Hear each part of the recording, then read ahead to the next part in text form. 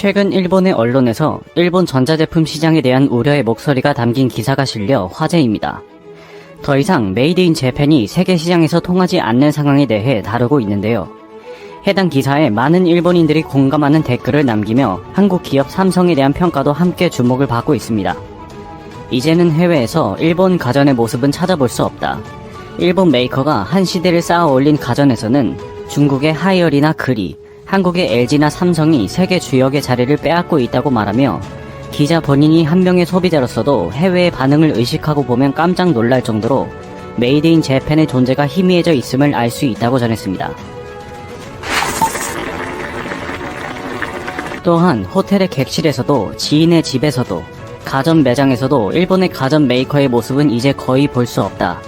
샴푸나 세제 같은 일반 소비재 분야에서는 미국의 P&G나 J&J, 영국과 네덜란드의 유니레버가 격전을 벌이고 있다. 거리에서 보이는 자동차에서는 그래도 도요타나 닛산, 혼다도 볼 수 있지만 그것은 연비 성능이 좋은 점 때문에 우버, 리프트, 디디 등의 라이프쉐어 서비스에 채용된 중고차가 눈에 띄기 때문이라고 전했습니다. 저렴하면서도 고품질이라고 하는 일본 제품의 과거의 평가는 지금은 완전히 중국이나 한국, 미국의 것이 되어 있으며 불필요한 기능이 많고 쓸데없는 부분에서의 고품질로 가격을 높이 책정하여 비난받아 곤욕을 치르는 상황이라고 하는데요.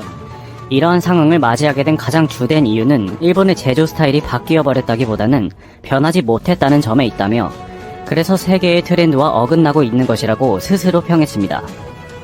그 아래에 많은 일본인들이 공감을 표하는 댓글을 남기며 한국과 일본을 비교하는 상황에 이르렀습니다.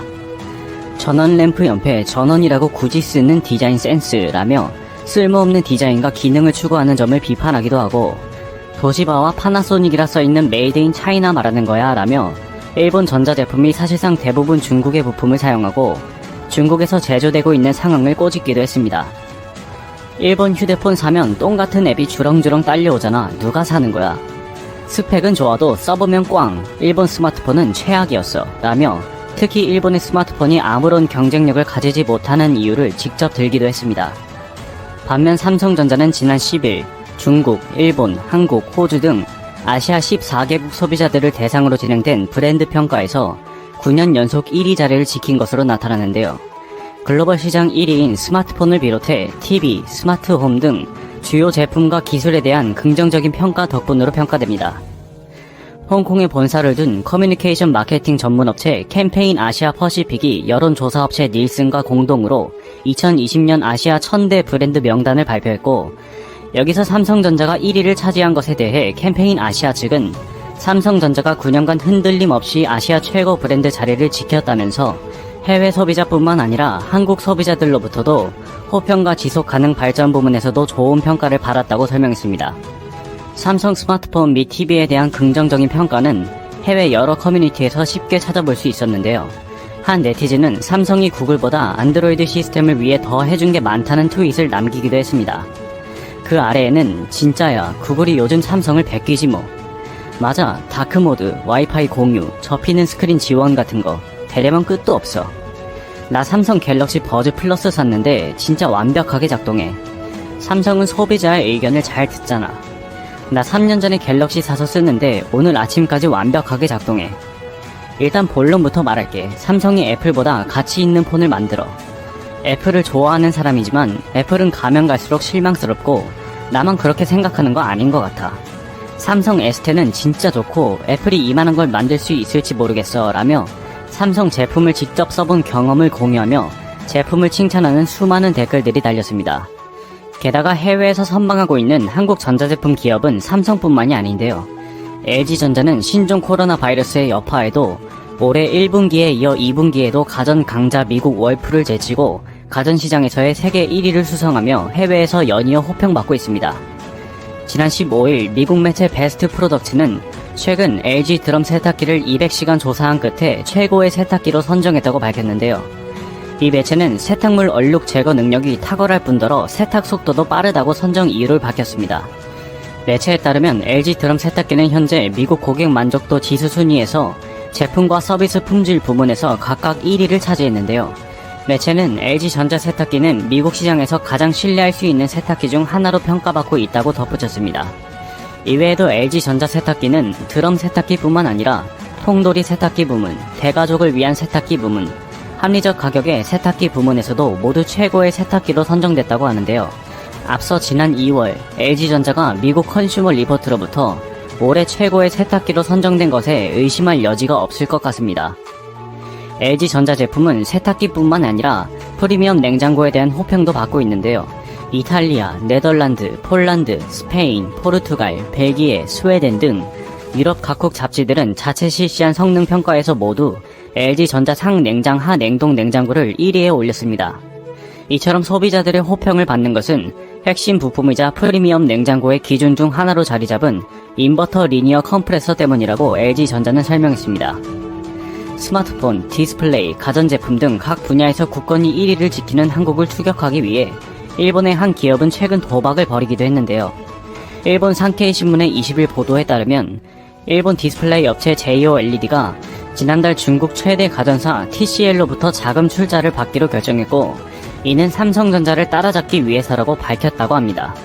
산케이는 이날 업계 관계자들을 인용, JOLED가 삼성을 타도하기 위해 기술 유출 위험에도 불구하고 중국 기업과 손을 잡는 도박을 벌였다며 세계 디스플레이 패널 시장이 중요한 전환점을 맞고 있다고 이같이 전했는데요. 일본 측은 OLED 사업이 과거 반도체, LCD 패널의 전철을 그대로 밟을까 두려워하고 있다고 합니다. 해당 신문은 일본의 전기산업은 1990년대까지 반도체와 액정 패널에서 세계 톱그룹을 달리고 있었다면서도 이후 거액을 투자하는 삼성 등 한국의 재벌계 기업과의 설비 투자 경쟁에 지면서 히타치 제작소와 NEC 등이 차례로 사업 철수로 몰리게 된 쓰라린 경험이 있다고 지적했습니다. 그러면서 똑같은 전철을 밟지 않기 위해 JOLED가 선택한 것은 자금력이 있는 다른 기업과의 제휴로 한국을 피하는 것이라며 한국 세력에 대항하기 위해 그 라이벌인 중국 기업과 손을 잡는 선택이라고 덧붙였습니다. 지난해 7월 4일, 일본은 한국 반도체 디스플레이 산업을 겨냥한 핵심 소재 수출 규제를 전격 단행했었습니다. 당시 일본의 급작스러운 수출 규제에 맞닥뜨린 삼성전자와 SK하이닉스, LG 디스플레이 등은 직격탄을 피할 수 없을 것이란 부정적 전망이 지배적이었는데요. 하지만 1년이 지난 지금 반도체, 디스플레이 산업의 소재, 부품, 장비 업계의 취재를 종합하면 걱정은 그저 걱정이었을 뿐 오히려 국산화를 높이는 전화위복이 됐다고 하는데요. 한국 기업들은 발빠르게 소재 공급처 다변화와 국산화에 나섰고 정부는 핵심 소재 육성 정책으로 이를 뒷받침한 결과라는 분석입니다. 일본의 수출 규제가 오히려 국내 기업을 변화로 이끌었다는 것인데요. 한국 반도체 디스플레이 기술학회의 박재근 회장은 일본이 잠자고 있던 한국을 깨운 것이라고 표현하기도 했습니다. 박 회장은 일본의 수출 규제가 없었다면 지금처럼 적극적으로 국산화와 다변화에 나서지 않았을 것이라며 우리 기업은 특히 무역 갈등이나 지정학적 리스크가 얼마나 큰지 미리미리 대비해야 한다는 교훈을 얻었다고 진단했습니다. 나아가 일본 수출 규제의 타격이 향한 곳은 오히려 자국 업체들이었는데요. 니온 게이자이 신문은 최근 세계 불화수소 1위 업체인 스텔라 케미파의 1분기 매출과 영업이익이 전분기 대비 각각 12%, 32% 감소했다고 보도했습니다. 스텔라 케미파는 지난해 결산 보고서에 한국에 대한 수출 규제 등으로 반도체 액정에서 쓰이는 불화수소 판매가 급감했다고 적었는데요. 해당 언론은 기업들은 정부에 한국 대기업에 대한 납품 물량을 원상복구시켜달라고 요청 중이지만 한국 기업들이 다시 일본산 소재를 사용하기 위해 감당해야 할 리스크가 너무 커졌다고 전했습니다. 이에 국내 반도체 업계 관계자들 또한 공급처를 바꾸기도 어렵지만 다시 일본제로 돌리는 일은 고려하지 않고 있다고 말했습니다. 일본, 자충수를 둔 셈입니다. 그리고 일본의 이 자충수가 안 그래도 잘 나가던 한국의 전자제품 시장에 자생력을 불어넣어준 것 같은데요. 일본 커뮤니티의 댓글들을 되돌아보니 이제 그들도 잘 나가던 것은 모두 지난 일이며 한국 전자시장을 따라잡기 글렀다는 것을 실감하고 있는 것 같습니다.